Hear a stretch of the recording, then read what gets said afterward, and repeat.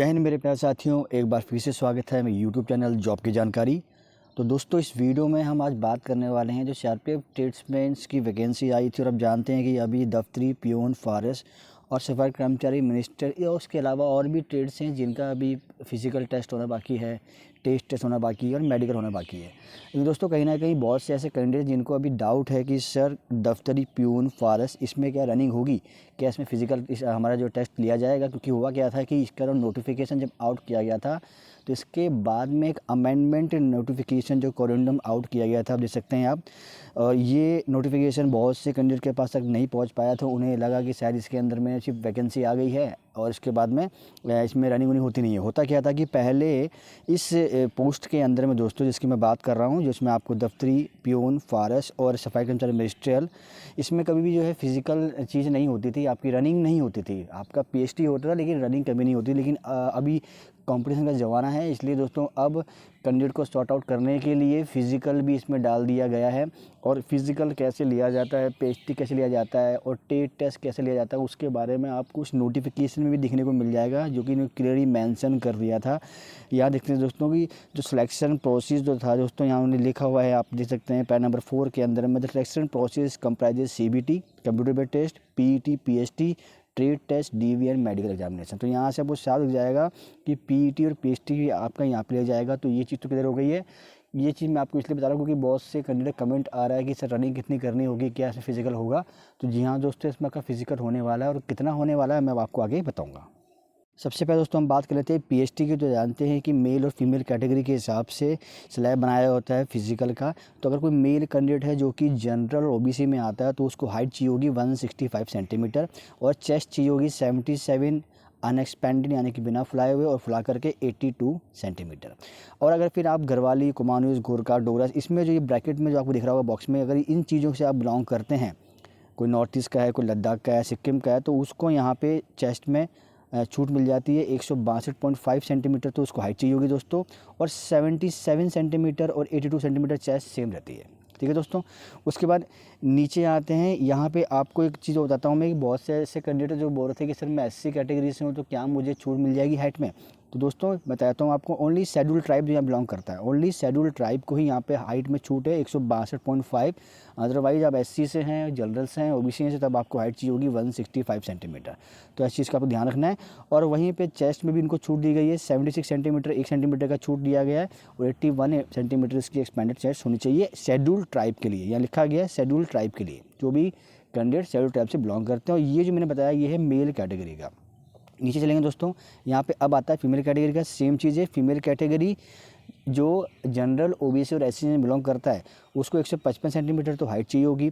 अगर ऐसी कोई फीमेल कैंडिडेट है जो कि कुमाऊनीज है, डोगरास, गोरखा, सिक्किम, नागालैंड, असम, हिमाचल प्रदेश से बिलोंग करते हैं या मराठास है, तो उसको हाइट चाहिए होगी 150 सेंटीमीटर। 5 सेंटीमीटर की छूट देखने को आपको मिल जाएगी। और लास्ट में वो फीमेल कैंडिडेट जो बिलोंग करती हैं शेड्यूल ट्राइब से, ओनली शेड्यूल ट्राइब, मैं दोबारा आपको फोकस कर रहा हूँ, ओनली शेड्यूल ट्राइब से बिलोंग करती है, नॉट शेड्यूल कास्ट। तो शेड्यूल ट्राइब से बिलोंग करती हैं तो 150 सेंटीमीटर उसको हाइट चाहिए होगी। तो ये चीज़ इस चीज़ हो गई है कि आप अगर जनरल, ओबीसी, एससी में हैं तो यहाँ पे आपको किसी प्रकार की छूट देखने को नहीं मिल रही है।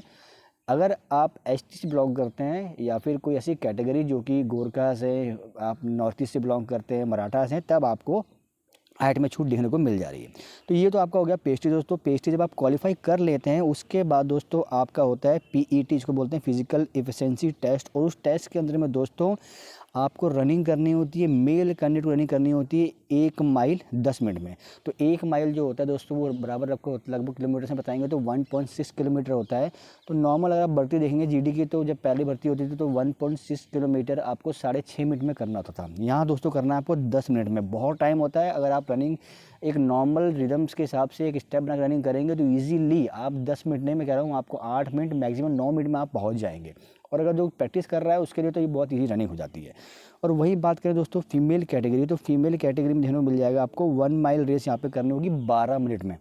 सेम डिस्टेंस है 1.6 किलोमीटर, लेकिन 2 मिनट एक्स्ट्रा दे दिया गया है। तो फीमेल कैटेगरी के लिए भी कोई दिक्कत नहीं है, थोड़ी सी भी प्रैक्टिस करी है आपने तो आप जा करके अगर रनिंग करते हैं तो ईजीली इस रनिंग को आप क्वालिफाई कर जाएंगे। तो ये 2 चीज़ हो गई हैं आपकी फिजिकल एफिशिएंसी टेस्ट और पीटी टेस्ट के बारे में, तो इसमें आपको डाउट नहीं होना चाहिए। सिर्फ रनिंग ही होगी, इसके अलावा high jump, long jump, shot put फेंकना, ये कुछ भी इसमें नहीं लिया जाएगा। अब आप जब रनिंग क्लियर कर लेंगे दोस्तों, तो उसके बाद में आपका होगा ट्रेड टेस्ट। और ये टेस्ट जो होता है दोस्तों, जैसे कि बात, यही टेस्ट नहीं मैं बताता हूँ आपको, पीटी टेस्ट, पीएचटी टेस्ट, ये भी क्वालिफाई करना होता है। साथ में जो ट्रेड टेस्ट होता है, इसको भी आपको क्वालिफाई करना होता है। क्वालिफाइंग नेचर का ये टेस्ट होता है, लिखा भी गया है, trade test is qualifying nature. तो आपने ये नहीं सोचना कि सर यहाँ पर तो मुझे मार्क्स लाने होंगे और अगर मेरे मार्क्स कम आ गए तो मैं मेरिट में रह जाऊँगा। मेरिट सिर्फ आपकी रिटर्न बेस पे लगेगी।